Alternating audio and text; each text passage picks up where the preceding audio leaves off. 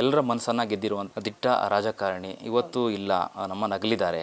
ನಿಮಗೆ ಯಾವಾಗ ಗೊತ್ತಾಯಿತು ವಿಷಯ ಇದು? 6 ಗಂಟೆಲಿ, ಬೆಳಗಿನ ಜಾವ 6 ಗಂಟೆಲಿ ಗೊತ್ತಾಯಿತು. ನಮಗೆ ತುಂಬ ಬೇಜಾರಾಯಿತು. ನಾವು ಎಲ್ಲೇ ಹೋದರೂ ಹೆಮ್ಮೆಯಿಂದ ಹೇಳ್ಕೊತಿದ್ವಿ. ಈಗ ಅವರಿಲ್ಲ ಅಂದಾಗ ಸ್ವಲ್ಪ ಬೇಜಾರಾಗುತ್ತೆ ಸರ್. ಎಸ್.ಎಂ. ಕೃಷ್ಣ ಅವರು ಹುಟ್ಟಿ ಬೆಳೆದಿರುವಂಥದ್ದು ಇದೇ ಪಕ್ಕದ ಮನೆಯಲ್ಲಿ ಸಂಬಂಧಿಕರು. ನಿಮಗೆ ತಿಳಿದ ಮಟ್ಟಿಗೆ ಹೇಗೆ ಇರ್ತಿದ್ರು ಎಸ್.ಎಂ. ಕೃಷ್ಣ ಸರ್ ಅವರು? ತುಂಬ ಸಾಧುವಾಗಿದ್ದರು, ಜನ ಜೊತೆ ತುಂಬ ಬೆರೀತಿದ್ರು. ಗ್ರಾಮದಲ್ಲಿರುವಂಥವ್ರನ್ನ ಯಾವ ರೀತಿ ಕಾಣ್ತಾ ಇದ್ರು ಅಂತ? ಎಲ್ಲರನ್ನೂ ತುಂಬ ಚೆನ್ನಾಗಿ ಮಾತಾಡಿಸ್ತಿದ್ರು ಸರ್. ಏನು ಭೇದ ಭಾವ ನೋಡ್ತಿರ್ಲಿಲ್ಲ.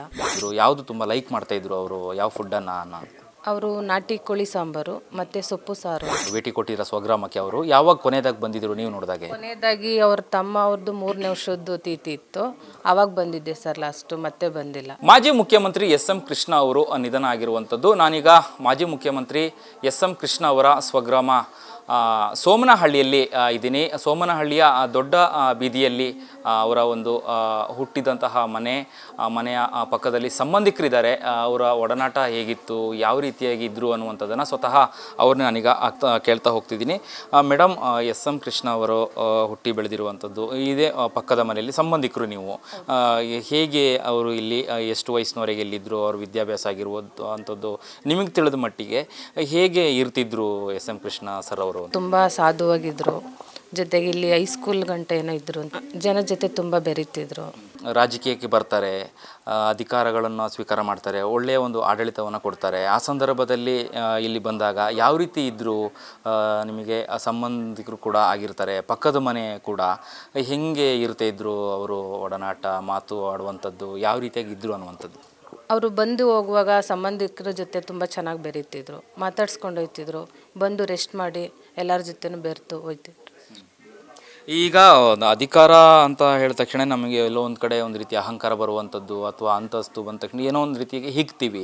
ಆದರೆ ದಿವಂಗತ ಎಸ್.ಎಂ. ಕೃಷ್ಣ ಅವರು ನಾವು ಕೇಳಿದ ಮಟ್ಟಿಗೆ ಅಂದರೆ ಆ ರೀತಿಯಾದಂತಹ ಒಂದು ಮನೋಭಾವ ಇರಲಿಲ್ಲ ಅನ್ನುವಂಥದ್ದು ಹೇಳ್ತಿದ್ರು. ನೀವು ಕಂಡಾಗೆ ಹೇಗೆ ಇಲ್ಲಿ ಮನೆಗೆ ಬಂದವರಂಥವ್ರನ್ನ, ಕಾರ್ಯಕರ್ತರನ್ನು, ಗ್ರಾಮದಲ್ಲಿರುವಂಥವ್ರನ್ನ ಯಾವ ರೀತಿಯಾಗಿ ಕಾಣ್ತಾ ಇದ್ರು ಅಂತ?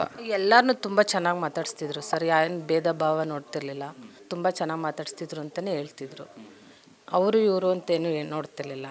ಫ್ಯಾಮಿಲಿ ಅಂತಲೂ ಏನು ನೋಡ್ತೀವಿ, ಎಲ್ಲರನ್ನೂ ಮಾತಾಡಿಸ್ತಿದ್ರು ಸರ್. ಓಕೆ. ಈಗ ಸಂಬಂಧಿಕರು ಮತ್ತು ಪಕ್ಕದ ಮನೆಯಲ್ಲೂ ಇರುವಂಥದ್ದು ಅಂದರೆ ತುಂಬ ಹಳೆ ಮನೆ. ಅವರ ಒಂದು ಬಾಲ್ಯದ ಇರುವಂಥದ್ದು ಅಥವಾ ಅವರ ಒಂದು ಊಟ ಉಪಚಾರಗಳಾಗಿರ್ಬೋದು, ಯಾವುದನ್ನು ತುಂಬ ಇಷ್ಟಪಟ್ಟು ಆಹಾರವನ್ನು ಇಷ್ಟಪಡ್ತಾಯಿದ್ರು, ಯಾವುದು ತುಂಬ ಲೈಕ್ ಮಾಡ್ತಾಯಿದ್ರು ಅವರು? ಯಾವ ಫುಡ್ಡನ್ನು? ಅವರು ನಾಟಿ ಕೋಳಿ ಸಾಂಬಾರು ಮತ್ತು ಸೊಪ್ಪು ಸಾರು ಅಂತ. ಇಲ್ಲೇ ನಮ್ಮ ಪಕ್ಕದ ಮನೆ ಹುಡುಗನೇ ಎಲ್ಲ ತೊಗೊಂಡೋಗಿ ಕೊಡ್ತಿದ್ರು. ಅವ್ರ ಮೊಮ್ಮಗನೇ ಆಗಬೇಕು. ಅಡಿಗ ಪ್ರಸನ್ನಣ್ಣ ಅವ್ರ ಮನೆಯಿಂದನೇ ಎಲ್ಲ ಹೋಗ್ತಿತ್ತು ಸರ್. ಪ್ರತಿ ತಿಂಗಳು ತೊಗೊಂಡೋಗಿ ಕೊಡ್ತಿದ್ರು ಸರ್. ಸೊಪ್ಪು ಮತ್ತು ನಾಟಿ ಕೋಳಿ ತೊಗೊಂಡು ತುಂಬ ಇಷ್ಟಪಡ್ತಿದ್ರು. ಇಲ್ಲಿ ಕೊನೆ ಬಾರಿ ಯಾವಾಗ ಬಂದಿದ್ದರು ಎಸ್.ಎಂ. ಕೃಷ್ಣ ಸರ್ ಇಲ್ಲಿಗೆ ಅನ್ನುವಂಥದ್ದು? ಯಾಕಂದರೆ ಒಂದಷ್ಟು ಆರೋಗ್ಯ ಅವರಿಗೆ ಸಮಸ್ಯೆ ಕಾಡುತ್ತೆ. ಅದಕ್ಕಿಂತ ಮುಂಚೆ ಅಥವಾ ಆರೋಗ್ಯ ಸಮಸ್ಯೆ ಆದ ನಂತರದಲ್ಲಿ ಏನಾದರೂ ಈ ಗ್ರಾಮಕ್ಕೆ ಭೇಟಿ ಕೊಟ್ಟಿರೋ ಸ್ವಗ್ರಾಮಕ್ಕೆ ಅವರು ಯಾವಾಗ ಕೊನೆಯದಾಗಿ ಬಂದಿದ್ದರು ನೀವು ನೋಡಿದಾಗೆ? ಕೊನೆಯದಾಗಿ ಅವ್ರ ತಮ್ಮ ಅವ್ರದ್ದು 3ನೇ ವರ್ಷದ್ದು ತಿಥಿ ಇತ್ತು, ಆವಾಗ ಬಂದಿದ್ದೆ ಸರ್. ಲಾಸ್ಟು ಮತ್ತೆ ಬಂದಿಲ್ಲ. ಆಮೇಲೆ ಅವ್ರಿಗೆ ಹುಷಾರಿಲ್ಲ ಅಂತ ತಿಳಿದ್ಬಿಡ್ತು, ಮತ್ತೆ ಬಂದಿಲ್ಲ ಸರ್. ಸಂಬಂಧಿಕರು ಒಂದು ರೀತಿಯಾಗಿ ಹೆಮ್ಮೆ ಆಗುತ್ತೆ. ಮುಖ್ಯಮಂತ್ರಿ ಆಗಿರುವಂಥದ್ದಾಗಿರ್ಬೋದು, ಅನೇಕ ರಾಜಕೀಯದಲ್ಲಿ ಒಂದಷ್ಟು ಹುದ್ದೆಗಳನ್ನು ನಿಭಾಯಿಸಿರುವಂಥದ್ದು, ಮುತ್ಸದಿ ರಾಜಕಾರಣಿ, ಅಜಾತ ಶತ್ರು ಅಂತ ಹೇಳಿ ಒಂದು ಎಲ್ಲರ ಮನಸ್ಸನ್ನು ಗೆದ್ದಿರುವಂಥ ಒಂದು ಹೆಮ್ಮೆಯ ದಿಟ್ಟ ರಾಜಕಾರಣಿ ಇವತ್ತು ಇಲ್ಲ, ನಮ್ಮನ್ನು ಅಗಲಿದ್ದಾರೆ. ನಿಮಗೆ ಯಾವಾಗ ಗೊತ್ತಾಯಿತು ವಿಷಯ ಇದು? 6 ಗಂಟೆಲಿ, ಬೆಳಗಿನ ಜಾವ 6 ಗಂಟೆಲಿ ಗೊತ್ತಾಯಿತು ನಮಗೆ. ಆವಾಗ ಎಲ್ಲ ಹೇಳೋದಾಗಲೇ ಗೊತ್ತಾಗಿದ್ದು ಸರ್. 6 ಗಂಟೆ ನಮ್ಗೆ ಗೊತ್ತಾಗಿದ್ದಾಗ ತುಂಬ ಬೇಜಾರಾಯಿತು. ನಮ್ಮೂರಿನ ನಾವು ಎಲ್ಲೇ ಹೋದರೂ ಹೆಮ್ಮೆಯಿಂದ ಹೇಳ್ಕೊತಿದ್ವಿ. ಈಗ ಅವರಿಲ್ಲ ಅಂದಾಗ ಸ್ವಲ್ಪ ಬೇಜಾರಾಗುತ್ತೆ ಸರ್. ಹೇಗೆ ಗೊತ್ತಾಯಿತು? ಅಂದರೆ ಎಲ್ಲ ಫೋನಲ್ಲಿ ಬಂದಿದ್ದು. ಅಷ್ಟರಲ್ಲಿ ನಾವು ಹೊರಗಡೆ ಹೋದಾಗ ಎಲ್ಲ ವೀಡಿಯೋ ಮಾಡೋಕ್ಕೆಲ್ಲ ಬಂದರು. ಆವಾಗ ನಮ್ಗೆ ತಿಳಿಯಿತು ಸರ್. ಓಕೆ. ಸಂಬಂಧಿಕರು ಅಂತ ಹೇಳಿದರೆ ಯಾವ ರೀತಿಯಲ್ಲಿ ಸಂಬಂಧಿಕರು ಆಗ್ತಾರೆ ನಿಮಗೆ ಎಸ್.ಎಂ. ಕೃಷ್ಣ ಸರ್ ಅವರು ಕುಟುಂಬದಿಂದ ಅಂತ? ಅಂದರೆ ನನಗೆ ಗೊತ್ತಿರೋ ಪ್ರಕಾರ ಅದು ಪಕ್ಕದ ಮನೆಯೂ ಹೌದು, ಮತ್ತು ಅಣ್ಣ ತಮ್ಮದಿರು ಅಂತಲೂ ಹೇಳ್ತೀನಿ. ಇದಿಷ್ಟು ಪಕ್ಕದ ಮನೆ ಮತ್ತು ಸಂಬಂಧಿಕರ ಮಾತಾಗಿತ್ತು. ಅಂದರೆ ಇಲ್ಲಿ ಬಂದು ಹೋಗುವಂಥ ಸಂದರ್ಭದಲ್ಲಿ ಎಲ್ಲರನ್ನೂ ಕೂಡ ಸಮಾನ ಮನೋಭಾವನೆಯಲ್ಲಿ ಕಾಣ್ತಾ ಇದ್ದರು.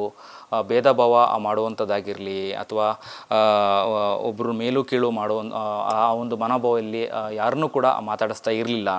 ಎಲ್ಲರನ್ನೂ ಕೂಡ ಸಮಾನ ಮನಸ್ಥಿತಿಯಲ್ಲಿ ಸಮಾನ ಮನೋಭಾವದಿಂದ ಕಾಣ್ತಾ ಇದ್ದರು. ಸಹಾಯವನ್ನು ಮಾಡುವಂತಹ ಒಂದಷ್ಟು ಮನೋಭಾವನೆ ಇತ್ತು, ಅವರಿಗೆ ಬೆಳೆಸುವಂತಹ ಗುಣ ಇತ್ತು.